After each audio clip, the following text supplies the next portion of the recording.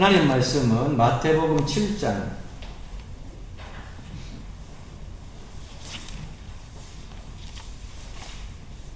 마태복음 7장 1절부터 5절까지 말씀 봅니다.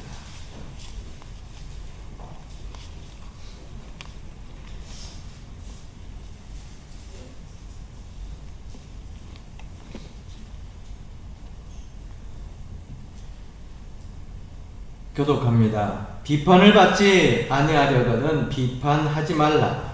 너희가 비판하는 그 비판으로 너희가 비판을 받을 것이요 너희가 헤아리는 그 헤아림으로 너희가 헤아림을 받을 것이니라. 어찌하여 형제의 눈 속에 있는 티는 보고 내 눈 속에 있는 들보는 깨닫지 못하느냐? 보라, 내 눈 속에 들보는 어찌하여 형제에게 말하기를 나로 내 눈 속에 있는 티를 빼게 하라 하느니라.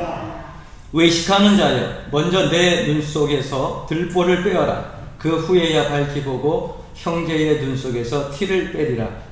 거룩한 것을 그에게 주지 말라. 내 진리를 그들 앞에서 믿지 말라. 그들이 그것을 별로 반고 우리처 너희를 찢어 가져갈까 하느라. 아멘. 5절까지라 그랬는데 6절은 보너스로 읽으셨어요.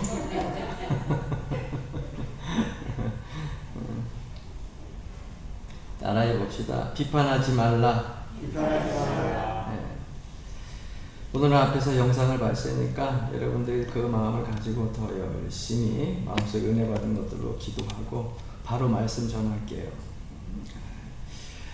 왜 오늘 성경 말씀에서 비판하지 말라 이렇게 말씀을 하고 있느냐? 비판을 받지 아니하려거든 비판하지 말라 이렇게 말씀하고 있는데, 이런 비판이라고 하는 것은 다른 사람들의 잘못된 점 그리고 허물을 가지고서 이야기하는 것, 이것을 비판한다 그렇게 얘기를 하는데, 이것은 좁은 의미입니다.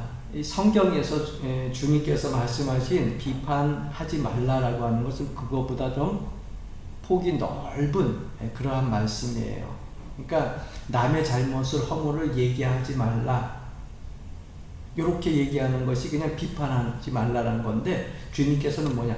판단하지 말라는 거예요. 그러니까 비판하는 거하고 판단하는 거하고는 조금 다르죠. 비판이라고 하는 것이 좀 적은 보여지는 것에 대해서 허물을 잘못을 이야기한다고 하면, 판단이라고 하는 것은 그보다 더 폭넓게 생각해서 이 사람에 대해서 잘못된 것들 또 허물이거든 이것에 대하여서 비판은 둘째치고 너희들이 그걸 가지고 판단하지 말라는 거예요. 우리가 흔히 이 도덕적으로 윤리적으로 사회에서도 잘못되어졌을 때 많은 사람들이 검사 변호사 해가지고 재판 받으러 그렇게 법원에 가게 되잖아요. 그럼 법원에 가게 되면은 변호사는 변호하고 검사는 거기에 대해서 죄를 지적하고 형벌을 씌우려고 하고, 그런데 여러분 결정은 누가 합니까? 판사가 하죠. 그러니까 판사한테 결정권이 있어요. 변호사가 아무리 뭐라고 해도, 피의자가 아무리 뭐라고 해도, 검사가 아무리 뭐라고 해도 나중에 땅땅땅 두들기면서 그 판결의 결정은 누가 합니까? 판사가 하는 것처럼 사람에 대해서 허물과 잘못이 없을 수 없잖아요. 그러나 그것을 가지고서 비판하는 것을 넘어서 판단, 아예 거기에 대해서 판단을 너희가 하지 말라는 거예요.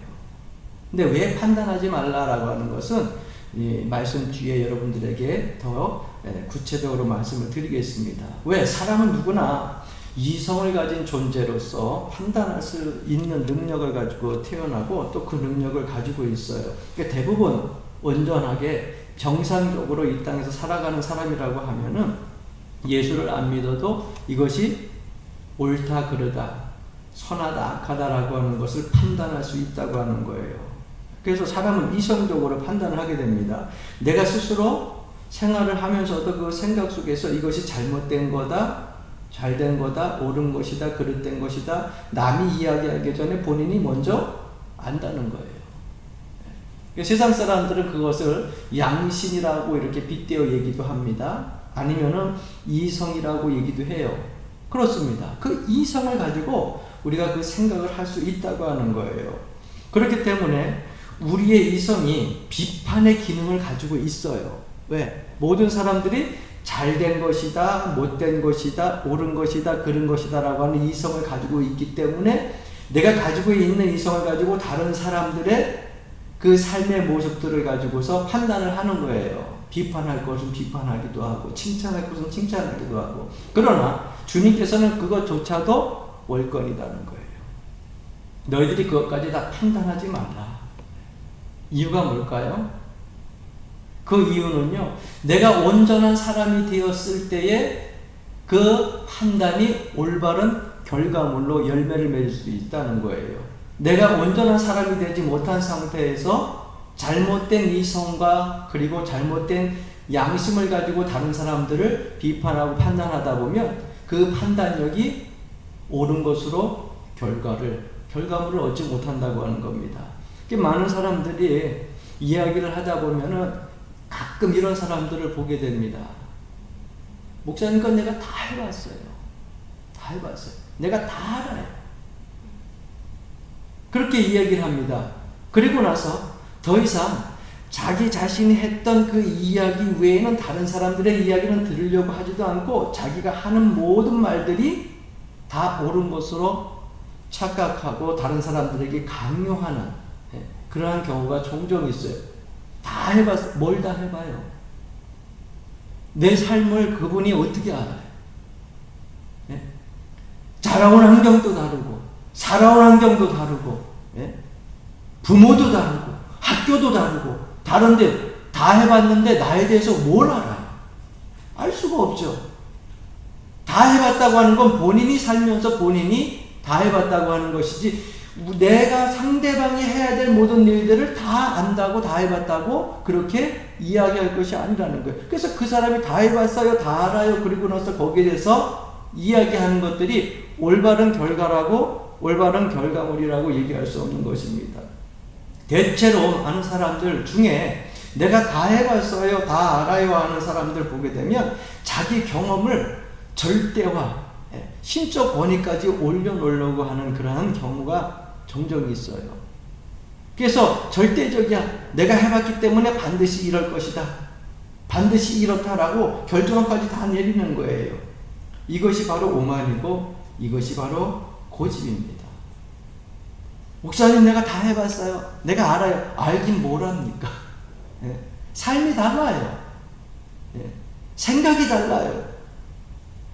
살아온 환경도 분위기도 다 달라요. 그러니까 오만과 그 고집이 꺾어졌을 때에야 우리가 바른 판단과 그리고 바른 생각을 가지고서 우리가 훈계도 할 수 있고 또 하나님의 그 말씀을 깨달을 수 있게 됐다고 하는 겁니다. 이스라엘 사람들이 말하는 납비들의 교훈을 보게 되면 6가지 덕이 있는데 그 첫 번째 덕이 뭐냐면 공부하는 것, 그리고 두 번째 환자를 방문하는 것, 그리고 기도하는 것, 그리고 자녀들에게 율법을 가르치는 것, 그리고 다른 사람의 최선을 생각하는 것, 그리고 마지막으로 대접하는 것. 이것을 가지고 6가지 덕이다 이렇게 얘기를 해요. 그러니까 유대인들은 덕을 쌓려면 뭐 해야 되냐? 이 6가지를 해야 된다는 거예요. 공부해야 된다는 거예요. 배우려고 열심히 공부해야 되는 거예요. 마냥 놀자판 안 되는 거예요. 내가 무엇인가를 자꾸 열심히 배우려고 해야 돼요. 모르는 게 자랑이 아니에요. 아는 게 힘인 거예요. 그래서 유대인들이 여러분 오늘날 이 세계에 보게 되면은 똑똑하니까 유대인들이 이 세계를 어떻게 보면은요 전체를 움직이고 있잖아요. 많은 인원은 아니지만은요 미국의 경제를 움직이고 있는 것도 유대인들이에요. 세계에 있는 문화나 또 여러 가지 정치적인 현황들에 항상 보게 되면 유대인들이 그 중심에 서 있어요. 왜? 아는 것이 힘이에요. 그러니까 첫 번째 공부를 해. 열심히 공부를 해야 돼. 그 다음에 힘들고 어려운 사람들, 환자들, 이 사람들 찾아가는 거예요. 위로해 주는 거예요. 따뜻한 말 한마디라도. 또 손수 가서 함께 손잡고 울어주고 하는. 그러니까 연약한 자들을 그들은 무시하지 아니하고 그들을 사랑으로 감싸고 위로해주고 긍휼히 여기고 이것이 덕이라는 거죠. 또 하나는 기도하는 것. 신앙적인 일이죠. 유대인 랍비들이 항상 그 시간이 되면 기도하잖아요. 기도해야 되고, 그 다음에 자녀들에게 율법을 가르치는 거, 자녀들에게 하나님의 말씀을 가르치는 거예요. 이것도 덕이야. 그러니까 여러분들 가정에서 유대인들이 말하는 덕을 쌓는 중에 만약에 자녀들에게 여러분들이 하나님의 말씀을 가르치지 않고 신앙을 가르치지 않으면 여러분들은 덕 쌓지 않는 거야.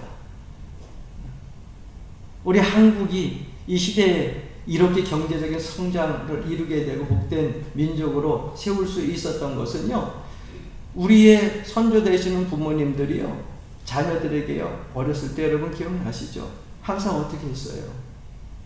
네? 먼 길 마다하지 않고 20리 30리 눈 와도 비 와도 어떻게 했어요?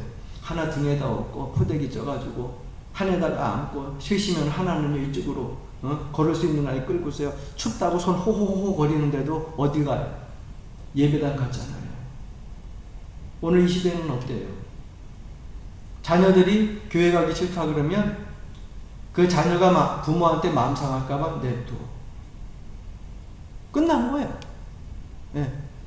신앙적인 계승이 우리 때에서 끝나고 더 이상 안 돼. 여러분, 이 나라가 이후로 계속해서 하나님이 축복해 주시고 우리의 후손들이 복을 받을 것이라고 여러분들 장담하지 마십시오. 우리의 부모들은요, 그때 교회 안 가면 회초리 들고요, 야단을 쳐가지고 집에서 내쫓기도 하고 막 그랬어요. 그래가지고 교회 뒷고 가가지고서 어쨌거나 받든 안 받든 은혜 자리에 가서 무릎 꿇게 앉아놨어요. 그래서 은혜 받은 아이도 있고 없지만은 개인적으로 결국 교회 와서 앉아서 말씀 듣다 찬송하다 기도하다 은혜 받은 그 자녀들이 오늘날 이 한국 교회를 이룬 겁니다. 그러니까 율법을 가르치는 게 덕인 것처럼 자녀들에게 여러분 싫은 소리 듣는다고 신앙적인 교육 포기하면 한국의 미래를 포기하는 거예요. 여러분들의 가문을 포기하는 거야. 자녀들에게 신앙적인 교육을 끊임없이 싫은 소리 듣더라도 계속 해야 돼요. 왜? 그래야 하나님의 자녀로 그들이 생명의 끈이라도 하나 걸려 있어야 될 거 아니야. 이거마저 끊어지면 어떻게 해요? 지금은 모르지만 나 죽으면 끝이다 생각해요? 저는 종종 우리 조 부모님, 할머님이 그리고 또 부모님이 가끔 얘기하시는 것들이 귓전에서 왱왱 돌 때가 있어요. 아니 지금은 그렇다고 해도 편안해서 돈 많이 벌고 잘 산다 그래도 내가 생명 끝나가지고 그 아이들이 생명 끝나가지고 예수를 잃어버리고 하나님을 잃지 못하고 내가 천국 가는데 걔네들 지옥 떨어지는 것을 어떻게 볼 수 있느냐고. 그때는 귓전으로 차고 넘어가는데 어느 때는요 문득 그게요 귓전에서 스칠 때는 가슴이요 싸늘해질 때가 있어요.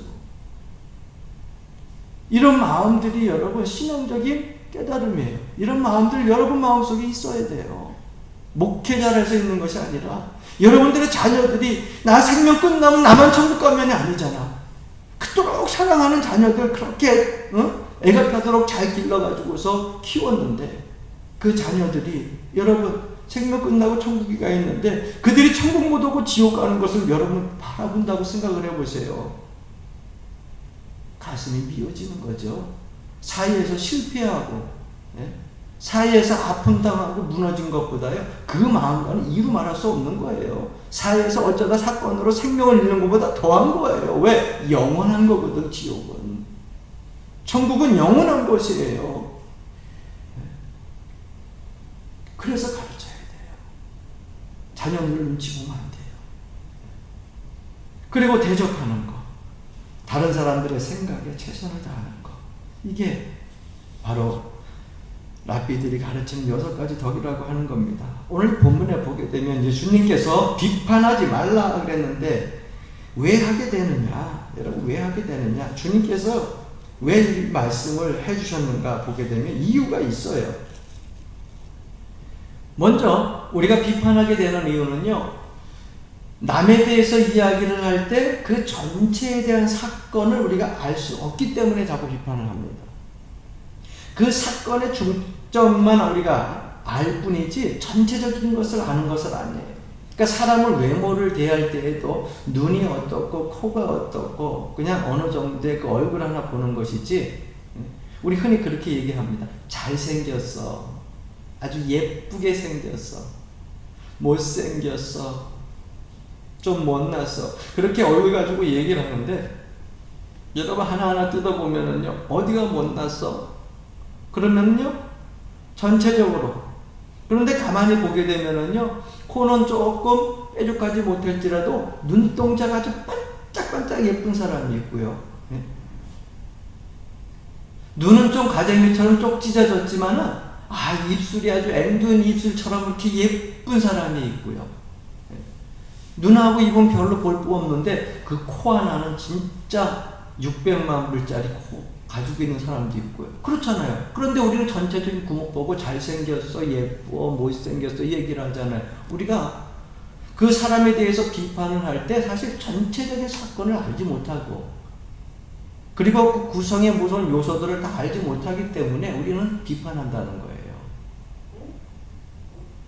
그 사람의 얼굴만 봤지 그 사람의 생각과 그 사람의 마음까지 들여다보지 못했다는 거죠. 그러니까 외모만 보고서 우리가 비판하게 된다는 거예요. 근데 그게 사람이에요. 우리가 그런 실수를 모든 사람이 다 저지르고 있잖아요. 그래서 사람 비판하기 전에 그 사람의 심령 속에 들어가 보지 않았으면 비판하지 말고 판단하지 말라는 거예요. 할렐루야. 그리고 주님께서 왜 이런 말씀을 하셨느냐? 내가 판단할 자격이 있느냐? 네가 판단할 자격이 있느냐? 그 말씀이에요. 검사가 판사가 판결을 내리는 것이 아니라 판사가 판결을 내리는 것처럼 하나님께서 지으신 생명인데, 하나님의 형상을 따라 지은 사람인데 판단을 네가 왜 재판을 결과를 가지고 네가 땅땅땅 두들기느냐? 그 자격이 있느냐 이 말이에요.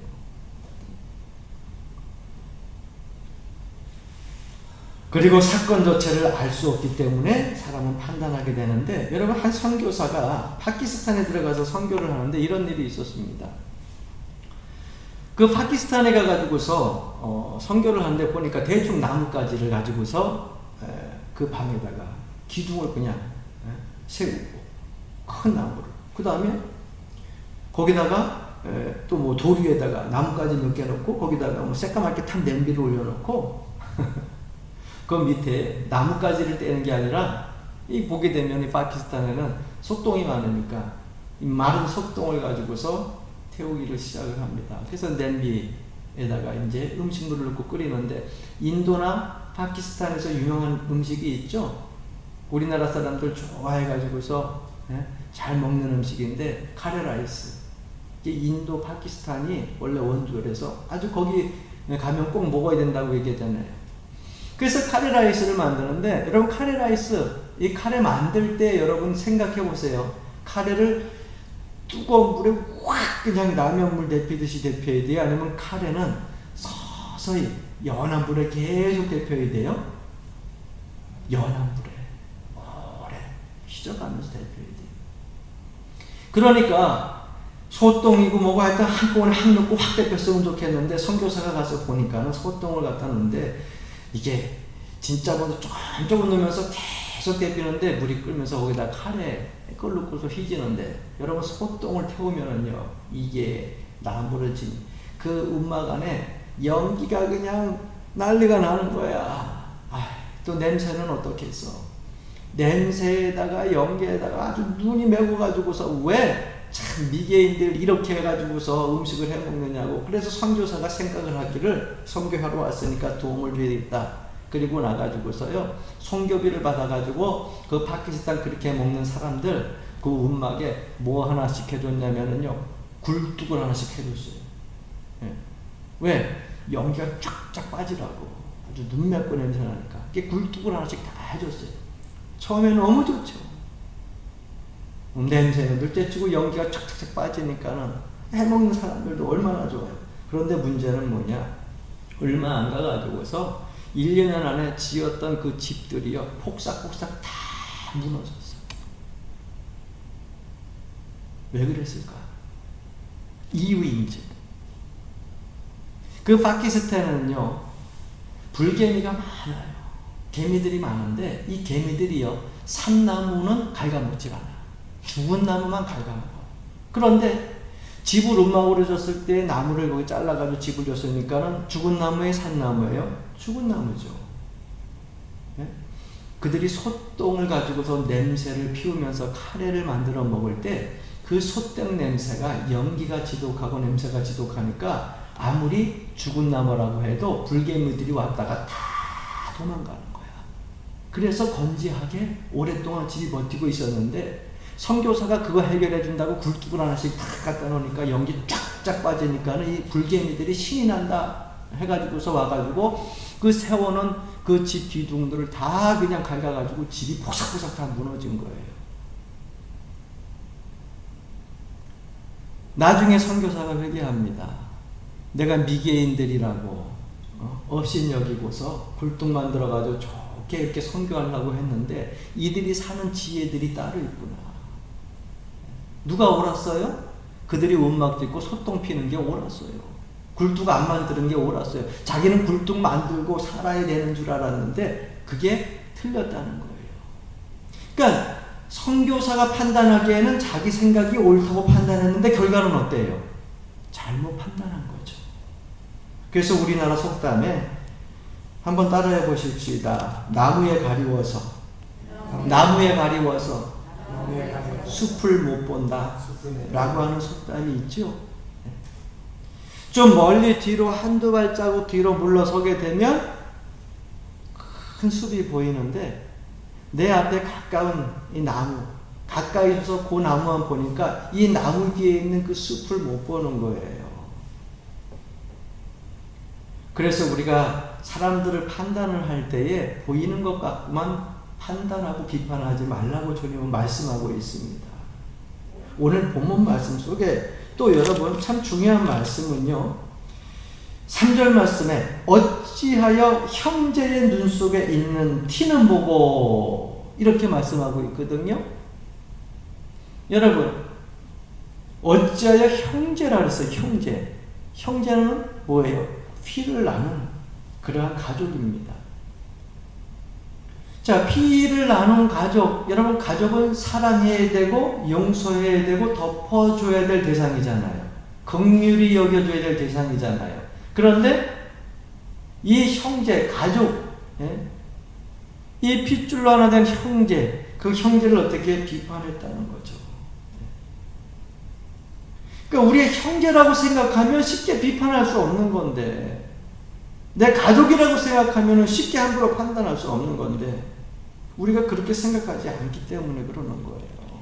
그러니까 내 형제처럼 생각하면, 우리 성도들 서로 권사님끼리, 집사님끼리 서로 형제요, 내 핏줄의 가족이라고 생각하면 여러분 서로 싫은 소리, 나쁜 소리 할 수 있어요? 없잖아요. 그리고 나서 본문 말씀에 3절에 내 눈 속에 있는 들보는 깨닫지 못하느냐. 형제 눈 속에 있는 티, 아주 자그마한 거, 이것은요 세상적인 일반적인 죄를 이야기해요. 그러니까 여기서 이야기하는 뒤에 들보는 뭔지 압니까? 좀 크게 얘기하면요 종교적인 죄예요. 네가 하나님 앞에 바로 서지도 못하고, 네가 믿음 생활하면서 하나님이 기뻐하시는 자리에 있지도 아니하고, 주님이 기대하시는 그러한 일꾼의 자리에 서 있지도 않고, 그러면서 어떻게 세상에 있는 사람들의 작은 잘못을 가지고서 네가 판단을 하느냐. 그 말씀 위에 그 다음에 또 중요한 말씀이 있잖아요.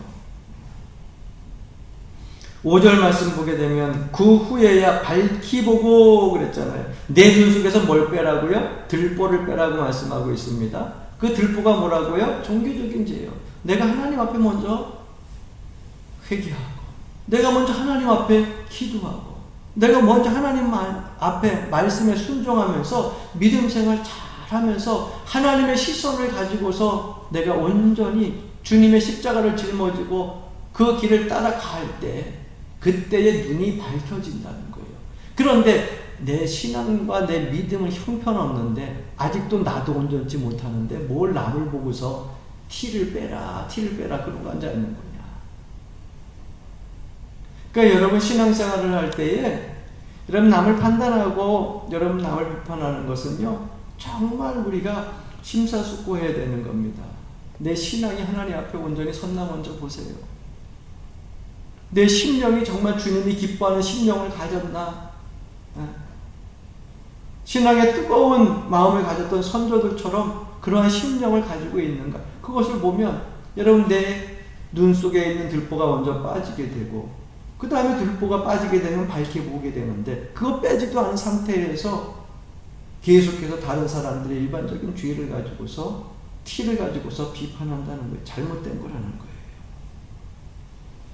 그러니까 남 얘기 좋아하는 사람들은 옛날에 그런 말이 있어요. 누가 와서 여러분들 앞에 와가지고서 막 이 사람이 어떻고 저 사람이 어떻고 흉을 보면은요, 그 흉 보는 사람 집을 빨리 가보라는 겁니다. 왜?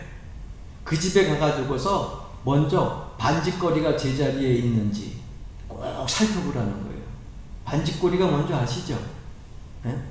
바늘이 제자리에 가 있는지 실이 제자리에 가 있는지 여봐요.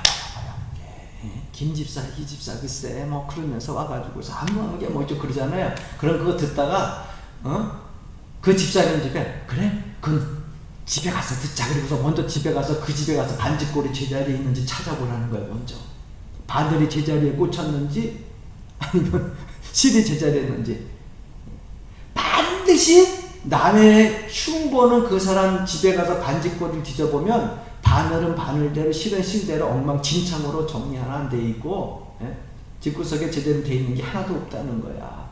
그런 사람들이 대부분 밖에 나와서 남들 비판한다는 거야. 우리나라 옛사람들이 그렇게 얘기를 해요.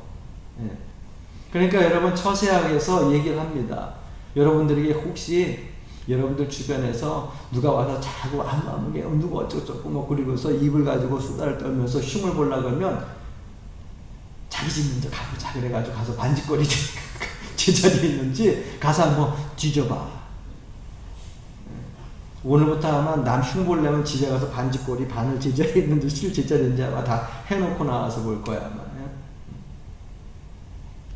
남의 말을 많이 하는 사람들 치고 예외 없이 자기 일에 충실한 사람이 거의 없다고 이야기하는 겁니다. 여러분 그래서 예수님께서 하시는 말씀이 남의 눈에 티는 보고 들보는 깨닫지 못하느냐 이야기예요. 먼저 뭐 해야 됩니까? 비판하고 판단하기 이전에 내 눈 속에 들보를 끄집어내요. 이 들보는 여러분 스스로 뺄 수가 없잖아요. 티는 일반적인 세상적인 죄지만 들보는 무슨 죄라고요? 종교적인 죄예요. 하나님 앞에 회개하지 아니하면 주님을 나의 구주로 영접하지 않으면 빠지지 않는 그러한 죄악들 덩어리예요. 태어나면서 가지고 태어나는 거예요. 들보는 믿음으로 신앙으로 주님 앞에 철저히 회개하고 그래야 우리의 눈이 어떻게 된다고요? 밝기 보게 돼요. 밝기 보게 돼요. 여러분 그렇게 밝기 보게 된 것 그러한 신앙생활이 축복받은 생활이에요. 할렐루야. 할렐루야. 여러분 눈에는 뭐가 보이고 있는지 모르겠어요. 하나님이여 오늘 이 저녁에도 나의 눈을 고쳐주옵소서. 나의 시선을 고쳐주옵소서. 내 눈 속에 있는 들보를 하나님 빼주십시오. 그래서 주님께서 말씀하시는 그 말씀을 가지고 주변의 사람들을 밝히 보고 긍휼히 여기고 사랑하고 위로하고 주님께서 형제라고 여기는 그 사람들을 형제로 여기며 아끼며 살아가게 하여 주옵소서. 주님께서 비판하지 말라고 하신 말씀은 오늘 우리에게 주시는 말씀입니다. 여러분 주변에 있는 사람들, 여러분 주변에 있는 특히 한 몸 담은 가족과 같은 성도들을 긍휼히 여기고 사랑하고 그들을 여러분 기도하며 위로하며 살아갈 수 있는 귀한 신령들이 되기를 주님의 이름으로 간절히 축원합니다. 아멘.